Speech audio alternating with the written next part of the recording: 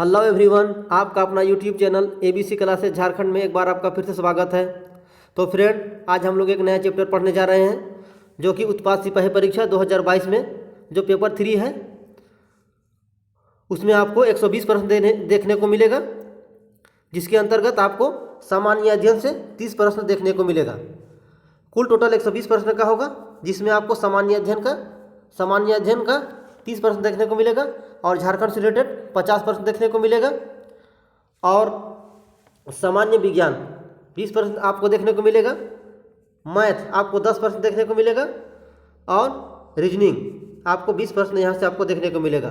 तो कुल टोटल 120 प्रश्न आपको एग्जाम में देखने को मिलेगा, जो कि पेपर 3 जनरल जीके के अंतर्गत आपको देखने को मिलेगा। तो फ्रेंड, आज हम लोग उसी से रिलेटेड सामान्य अध्ययन और इससे जुड़े मोस्ट 30 MCQ क्वेश्चन को देखेंगे। तो आप हमारे वीडियो पर अंत तक बने रहें। उससे पहले फ्रेंड, अगर आप हमारे चैनल पर नए हैं तो आप हमारे चैनल को जरूर सब्सक्राइब कर लें, ठीक है। और फ्रेंड, अगर आप झारखंड से रिलेटेड कोई भी एग्जाम की तैयारी कर रहे हैं, खास करके उत्पाद सिपाही, तो आप सही प्लेटफॉर्म में आए हैं फ्रेंड। हम आपको इस चैनल के माध्यम से संपूर्ण जो कि सिलेबस के अकॉर्डिंग रहेगा और उससे जुड़े मोस्ट इंपोर्टेंट MCQ क्वेश्चन आपको कराएंगे। और इससे पहले फ्रेंड, हम आपको नागपुरी भाषा पेपर का, जो कि मंजर भाग 2 के अंतर्गत जितने भी मोस्ट इंपोर्टेंट क्वेश्चन है उसको हम आपको करवा रहे हैं। तो आप हमारी वीडियो पर इसी तरह बने रहें। तो चलिए फ्रेंड, वीडियो स्टार्ट करते हैं और देखते हैं उत्पाद सिपाही परीक्षा जो 2022 में होने वाला है। और उसमें जो एक पेपर है, पेपर 3, जो कि जनरल जीके का रहेगा और उसमें जो एक सामान्य अध्ययन का एक चैप्टर है, उसमें आपको 30 प्रश्न आपको यहाँ से देखने को मिलेगा। तो इससे जुड़े 30 महत्वपूर्ण सवाल को हम लोग देखेंगे। तो पहला क्वेश्चन है, 1935 में ऑल इंडिया किसान कांग्रेस का प्रथम अधिवेशन कहाँ हुआ था? फ्रेंड, आपको बताना है कि 1935 में जो ऑल इंडिया किसान कांग्रेस का प्रथम अधिवेशन कहाँ हुआ था उसको बताना है, ठीक है। तो चलिए देखते हैं इसका राइट आंसर क्या होगा। ए इलाहाबाद, बी बम्बई, सी लखनऊ और डी पटना। तो इसका राइट आंसर क्या होगा फ्रेंड? 1935 में ऑल इंडिया किसान कांग्रेस का प्रथम अधिवेशन कहाँ हुआ था, इसको आपको बताना है। और इसका राइट आंसर आप बना लिए होंगे फ्रेंड। तो इसका राइट आंसर जो होगा वो सी लखनऊ में हुआ था, ठीक है। अब हम लोग आगे देखेंगे दूसरा क्वेश्चन। निम्नलिखित में से किस एक से ईश्वर चंद्र विद्यासागर का घनिष्ठ संबंध था? ठीक है, ईश्वर चंद्र विद्यासागर का जो यहाँ पर जो दिया हुआ है उसमें आपको बताना है कि वो किससे घनिष्ठ संबंध रखते थे, ठीक है। तो इसका राइट आंसर क्या होगा उसको हम लोग देखेंगे। ए सती प्रथा, ये तो नहीं होगा। बी पर्दा प्रथा, सी विधवा विवाह और डी शिशुवध। तो इसका राइट आंसर क्या होगा आप बना लिए होंगे फ्रेंड। तो इसका राइट आंसर होगा सी विधवा विवाह, ठीक है। विधवा विवाह से ईश्वरचंद्र विद्यासागर का एक घनिष्ठ संबंध था, ठीक है। अब हम लोग आगे देखेंगे नेक्स्ट क्वेश्चन। वेदों की ओर चलो किसने कहा था? तो बताना है फ्रेंड आपको कि वेदों की ओर चलो किसने कहा था। तो चलिए देखते हैं इसका राइट आंसर। ए राजा राम मोहन राय, बी दयानंद सरस्वती, सी विवेकानंद और डी रामकृष्ण परमहंस। तो इसका राइट आंसर क्या होगा? इसका राइट आंसर होगा फ्रेंड बी दयानंद सरस्वती, ठीक है। जो कि वेदों की ओर चले, यह एक पंक्ति है, उसको इसने कहा था, ठीक है। ये एक नारा है, वेदों की ओर चले, जो कि दयानंद सरस्वती ने कहा था, ठीक है। अब हम लोग आगे देखेंगे नेक्स्ट क्वेश्चन। निम्नलिखित में से किसने इंडिया ट्रेड यूनियन फेडरेशन की स्थापना की? तो बताना है फ्रेंड आपको कि किसने इंडियन ट्रेड यूनियन फेडरेशन की स्थापना की। तो इसका राइट आंसर क्या होगा चलिए हम लोग देखते हैं। A V Giri, B NM Joshi, C Lala Lajpat Rai और डी जोसेफ बैप्टिस्टा, ठीक है। जोसेफ बैप्टिस्टा। तो इसका राइट आंसर क्या होगा फ्रेंड? इसका राइट आंसर होगा बी, NM जोशी, जो कि इंडियन ट्रेड यूनियन फेडरेशन की स्थापना किया था। ठीक है, चलिए अब आगे देखते हैं नेक्स्ट क्वेश्चन। भारत में विदेशी पूंजी निवेश का प्रारंभ निम्नलिखित में से किस उद्योग में हुआ? तो बताना है फ्रेंड कि भारत में जो विदेशी पूंजी निवेश का प्रारंभ निम्नलिखित में से किस उद्योग में हुआ। ठीक है, तो क्या होगा इसका राइट आंसर? चलिए देखते हैं। ए, जूट से, बी, कोयला से, सी, जलयान निर्माण से, और डी, रेलवे से। तो इसका राइट आंसर क्या होगा? इसका राइट आंसर होगा फ्रेंड रेलवे। ठीक है, रेलवे भारत के लिए सबसे ज़्यादा उद्योग का ये कह सकते हैं माल अर्जित करता है रेलवे से। ठीक है फ्रेंड, तो इसका राइट आंसर होगा डी, रेलवे। ठीक है, अब हम लोग आगे देखेंगे नेक्स्ट क्वेश्चन। सूर्य के संगठन में किस तत्व की प्रधानता है? तो आपको बताना है सूर्य के संगठन में किस तत्व की प्रधानता है। ठीक है, तो इसका राइट आंसर क्या होगा? चलिए देखेंगे। ए, नाइट्रोजन, बी, हाइड्रोजन, सी, ऑक्सीजन, और डी, ऑर्गन। तो इसका राइट आंसर क्या होगा? इसका राइट आंसर होगा फ्रेंड बी, हाइड्रोजन। ठीक है, चलिए अब हम लोग आगे देखेंगे नेक्स्ट क्वेश्चन, 7वां क्वेश्चन। क्षुद्र ग्रह किन दो ग्रहों के बीच पाया जाता है? तो आपको बताना है फ्रेंड क्षुद्र ग्रह है जो किन दो ग्रहों के बीच में पाया जाता है। ठीक है, तो चलिए देखते हैं इसका राइट आंसर क्या होगा। ए, मंगल एवं बृहस्पति, बी, मंगल एवं बुध, सी, शुक्र एवं बुध, और डी, शनि और मंगल।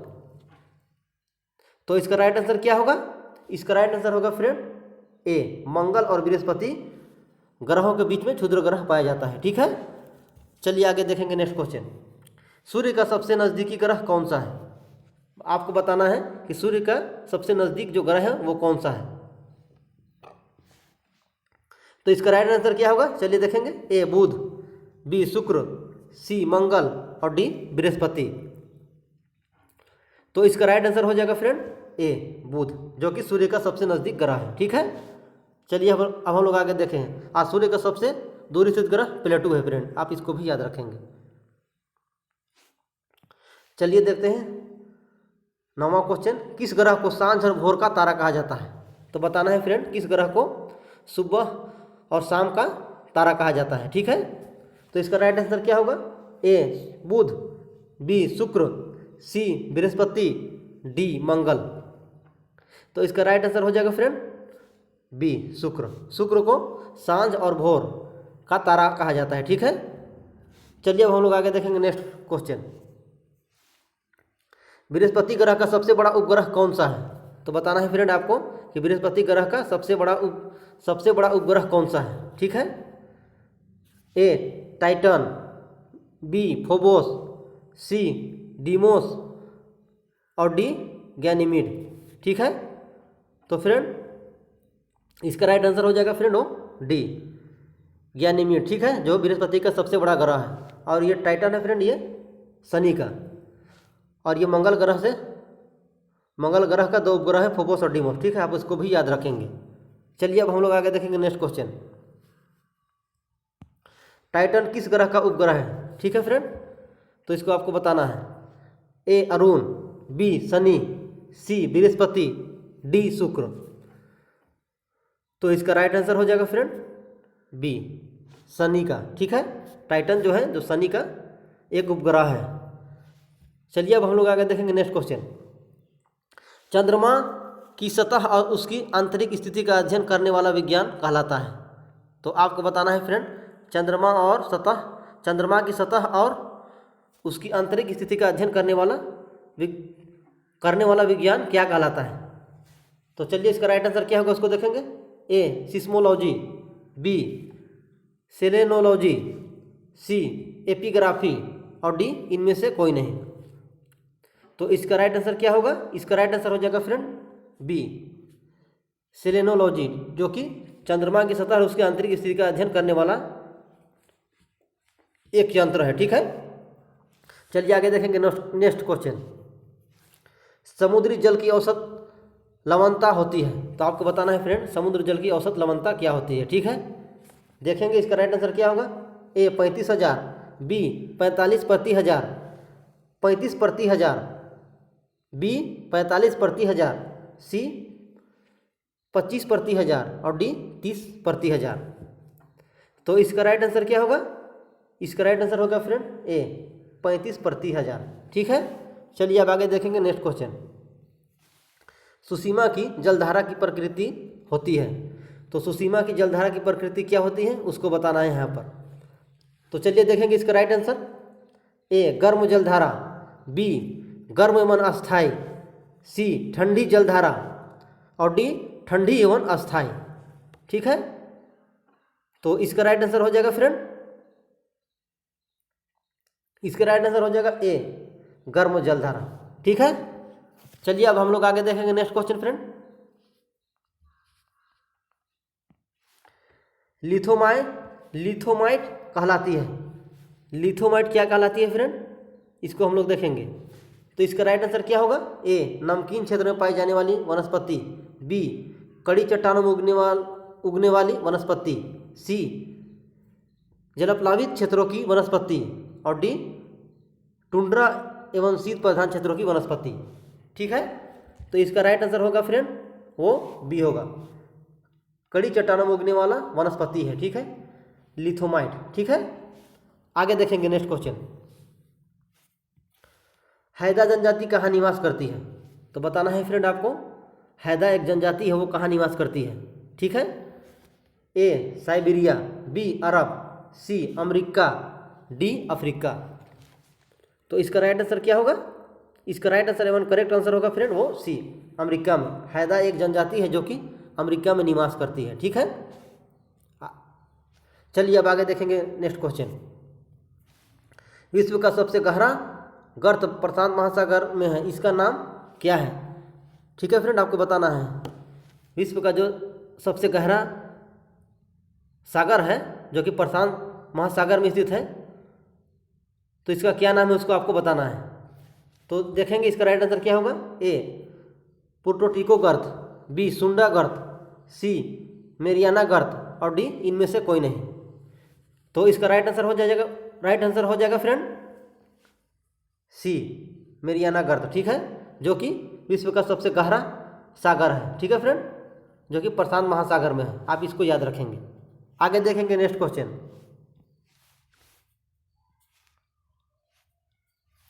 दक्षिण भारत की सबसे ऊंची चोटी अन्नाईमुडी किस पर्वत श्रेणी में स्थित है? ठीक है, दक्षिण भारत की सबसे ऊंची चोटी अन्नाईमुडी किस पर्वत श्रेणी में है उसको आपको बताना है। तो क्या होगा इसका राइट आंसर? चलिए देखेंगे। ए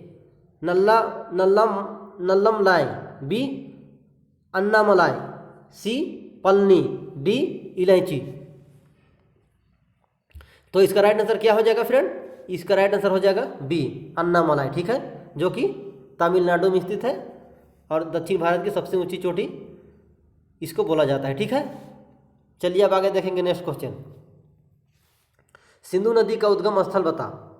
सिंधु नदी का उद्गम स्थल है, तो सिंधु नदी का उद्गम स्थल कहाँ से निकलता है उसको बताना है। ए कश्मीर घाटी, बी मानसरोवर झील, सी लाहौल स्पीति और डी वेरीनाग। ठीक है, तो इसका राइट आंसर क्या होगा? इसका राइट आंसर हो जाएगा बी मानसरोवर झील से निकलता है सिंधु नदी। ठीक है, चलिए अब आगे देखते हैं फ्रेंड नेक्स्ट क्वेश्चन। महाराष्ट्र के तटीय क्षेत्र को क्या कहते हैं? तो महाराष्ट्र के तटीय क्षेत्र को क्या कहते हैं फ्रेंड उसको बताना है। ए कन्नड़, बी कोकण, सी मालाबार, डी महेंद्रगिरी। तो इसका राइट आंसर हो जाएगा फ्रेंड बी कोकण। ठीक है, महाराष्ट्र के जो तटीय भाग है उसको कोकण कहते हैं। ठीक है, चलिए अब आगे देखेंगे नेक्स्ट क्वेश्चन। बैरन ज्वालामुखी का केंद्र स्थल है, तो बैरन ज्वालामुखी का केंद्र स्थल कहाँ है उसको बताना है। तो इसका राइट आंसर क्या होगा? चलिए देखेंगे। ए अंडमान, बी लक्षद्वीप, सी मालवा का पठार और डी सतपुड़ा। तो इसका राइट आंसर क्या होगा फ्रेंड? इसका राइट आंसर हो जाएगा सी मालवा का पठार, जो कि बैरन ज्वालामुखी का केंद्र है। ठीक है, चलिए अब हम लोग आगे देखेंगे नेक्स्ट क्वेश्चन। टिटीकाका झील निम्न में से किस देश में है? ठीक है फ्रेंड, बताना है आपको टिटीकाका झील है वो किस देश में स्थित है। तो क्या होगा इसका राइट आंसर उसको देखेंगे। ए पेरू, बी कनाडा, सी चीन और डी ऑस्ट्रेलिया। तो इसका राइट आंसर क्या होगा फ्रेंड? इसका राइट आंसर हो जाएगा ए, पेरू में स्थित है ये टीटीकाका झील है वो पेरू में स्थित है। चलिए आगे देखेंगे नेक्स्ट क्वेश्चन। ग्रेनाइट में परत उतारने की प्रक्रिया को कहते हैं। ग्रेनाइट में परत को उतारने की प्रक्रिया को क्या कहते हैं उसको देखेंगे हम लोग। तो क्या होगा इसका राइट आंसर फ्रेंड? ए यांत्रिक वेदरिंग, बी रासायनिक वेदरिंग, सी फाल्टिंग और डी फोल्टिंग। तो इसका राइट आंसर होगा फ्रेंड क्या? इसका राइट आंसर हो जाएगा ए, यांत्रिक वेदरिंग कहते हैं। ठीक है, चलिए अब आगे देखेंगे नेक्स्ट क्वेश्चन। भारत में प्रथम आम चुनाव कब हुआ था? तो फ्रेंड आपको बताना है भारत में प्रथम चुनाव कब हुआ था। ए 1947, बी 1950, सी 1952 और डी 1942। तो इसका राइट आंसर क्या होगा फ्रेंड? इसका राइट आंसर हो जाएगा सी 1952। ठीक है, जो भारत का प्रथम जो चुनाव हुआ था वो 1952 ईस्वी में हुआ था।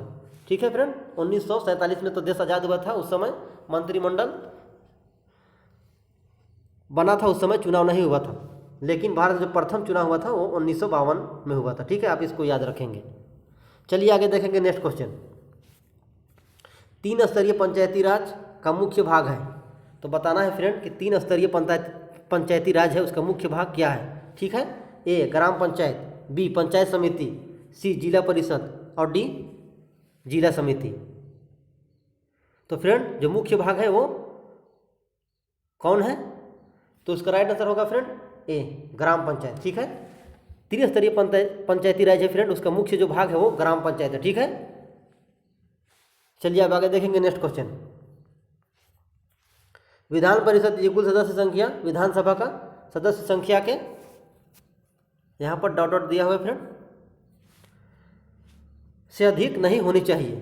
ठीक है, पूछा गया है कि विधान परिषद की कुल सदस्य संख्या विधानसभा की कुल सदस्य संख्या के डॉट डॉट से अधिक नहीं होनी चाहिए। ठीक है फ्रेंड, ये विधान परिषद पूछा गया है, विधानसभा नहीं, इसको आप याद रखेंगे, विधान परिषद। ठीक है, तो इसका राइट आंसर क्या होगा चलिए देखेंगे। ए 1/2, बी 1/3, सी 2/3 और डी 1/4। तो इसका राइट आंसर क्या होगा फ्रेंड? इसका राइट आंसर हो जाएगा 1/3। ठीक है, कम से कम 1/3 सदस्य को उपस्थित रहना अनिवार्य है। ठीक है, जो कि विधान परिषद में 1/3 सदस्य को रहना जरूरी है। ठीक है, तो इसका राइट आंसर हो जाएगा बी 1/3। चलिए आगे देखेंगे नेक्स्ट क्वेश्चन। संघ लोक सेवा आयोग के कार्यों का उल्लेख किस अनुच्छेद में किया गया है? ठीक है, उसको बताना है आपको। 27वां जो क्वेश्चन है उसमें पूछा गया है कि संघ लोक सेवा आयोग के कार्यों का उल्लेख किस अनुच्छेद के अंतर्गत है। तो फ्रेंड इसका राइट आंसर क्या होगा चलिए देखेंगे। ए अनुच्छेद 320, बी अनुच्छेद 322, सी अनुच्छेद 324, डी अनुच्छेद 325। तो इसका राइट आंसर क्या होगा फ्रेंड? इसका राइट आंसर हो जाएगा ए अनुच्छेद 320 में, जो कि यूपीएससी जो कि संघ लोक सेवा आयोग है उसके कार्य का उल्लेख अनुच्छेद 320 के अंतर्गत दिया गया है। और ये 324 है फ्रेंड, ये चुनाव से संबंधित है, निर्वाचन आयोग से संबंधित है। 324 से 329 तक आप इसको भी याद रखेंगे। ठीक है, चलिए आगे देखेंगे अब नेक्स्ट क्वेश्चन। भारत का राष्ट्रपति अपना त्यागपत्र किसे देता है? ठीक है, आपको बताना है फ्रेंड भारत का राष्ट्रपति अपना त्यागपत्र किसे देता है। तो इसका राइट आंसर क्या होगा उसको देखेंगे। ए प्रधानमंत्री को, बी उपराष्ट्रपति को, सी लोकसभा के अध्यक्ष को और डी भारत के मुख्य न्यायाधीश को। तो इसका राइट आंसर क्या हो जाएगा फ्रेंड? तो इसका राइट आंसर हो जाएगा बी, यानी कि भारत के उपराष्ट्रपति को जब राष्ट्रपति अपना त्यागपत्र सौंपता है तो वो भारत के उपराष्ट्रपति को त्यागपत्र सौंपता है। ठीक है, चलिए आगे देखेंगे नेक्स्ट क्वेश्चन। समाजवाद और धर्मनिरपेक्ष शब्दों को भारतीय संविधान में कौन से संवैधानिक संशोधन द्वारा जोड़ा गया है? ये बहुत important most important MCQ question है फ्रेंड। हो सकता है आपको यहाँ से इससे रिलेटेड 1-2 क्वेश्चन आपको देखने को एग्जाम में जरूर रहेगा। ठीक है, तो फ्रेंड समाजवाद और धर्मनिरपेक्ष शब्दों का भारतीय संविधान में कौन से संवैधानिक संशोधन द्वारा जोड़ा गया था। ठीक है फ्रेंड, तो देखेंगे इसका राइट आंसर क्या होगा। ए 32वां, बी 42वां, सी 44वां और डी 9वां। तो इसका राइट आंसर हो जाएगा फ्रेंड वो 42वां संविधान संशोधन, जो कि 1976 ईस्वी में हुआ था फ्रेंड। उसमें समाजवाद और धर्मनिरपेक्ष को जोड़ा गया था। ठीक है, और फ्रेंड जो 42वां संविधान संशोधन है जो 1976 में हुआ था, ये बहुत ही इंपॉर्टेंट है। इसमें बहुत सारे संविधान संशोधन किए गए थे, आप इसको याद रखेंगे। ठीक है, चलिए आगे देखेंगे नेक्स्ट क्वेश्चन और आज का अंतिम क्वेश्चन। निम्नलिखित में से क्या पंचायती राज के कार्य क्षेत्र में नहीं आता है। तो आपको बताना है फ्रेंड कि पंचायती राज के कार्य क्षेत्र में नहीं आता है उसको, तो क्या नहीं आता है, चलिए उसको देखेंगे। ए ग्रामीण सड़कें, बी ग्राम उद्योग, सी कृषि उत्पादन और डी माध्यमिक शिक्षा। तो इसका राइट आंसर क्या होगा फ्रेंड, इसका राइट आंसर हो जाएगा एकदम डी, यानी कि माध्यमिक शिक्षा, जो कि पंचायती राज कार्य क्षेत्र में नहीं आता है। ग्रामीण सड़कें आता है, बी ग्राम उद्योग आता है और कृषि उत्पादन भी पंचायती राज के अधीन ही आता है। ठीक है, तो फ्रेंड आज हम लोग देखें जो उत्पाद सिपाही परीक्षा 2022 में होने वाला है, और उसमें जो पेपर 3 है और उसमें सामान्य अध्ययन से जो 30 क्वेश्चन आपको देखने को मिलेगा, तो उससे जुड़े हम लोग सवाल को देखें और महत्वपूर्ण सवाल को देखें और सवाल को देखें फ्रेंड, और उसका जवाब भी देखें। ठीक है, तो फ्रेंड वीडियो कैसा लगा है कमेंट करके ज़रूर बताइएगा। और फ्रेंड अगर अभी तक आप हमारे चैनल को सब्सक्राइब नहीं किए हैं तो आप हमारे चैनल को जरूर सब्सक्राइब कर लें। हम आपको फ्रेंड बता रहे हैं कि उत्पाद सिपाही परीक्षा जो 2022 में होने वाला है, उसका मोस्ट इम्पोर्टेंट MCQ क्वेश्चन, जो कि मंजर भाग 2 में जितने भी मोस्ट इम्पोर्टेंट MCQ क्वेश्चन बन रहा है फ्रेंड, हम उसको आपको टॉपिक वाइज कराते चलेंगे। तो आप हमारे वीडियो पर बने रहें, और साथ में फ्रेंड हम आपको पेपर 3 का जो सामान्य अध्ययन और झारखंड से related most important MCQ question भी कराएंगे फ्रेंड। तो कल हम लोग देखेंगे फ्रेंड झारखंड से रिलेटेड मोस्ट MCQ क्वेश्चन, जो कि आपको 50 क्वेश्चन देखने को मिलेगा, और उससे मोस्ट इम्पोर्टेंट जुड़े सवाल एवं जवाब को देखेंगे। तो फ्रेंड आप हमारे वीडियो पर इसी तरह बने रहें, लाइक शेयर सब्सक्राइब करते रहें। तो चलिए फ्रेंड अब हमें इजाज़त दीजिए। नमस्कार एवं झारखंडी जोहार।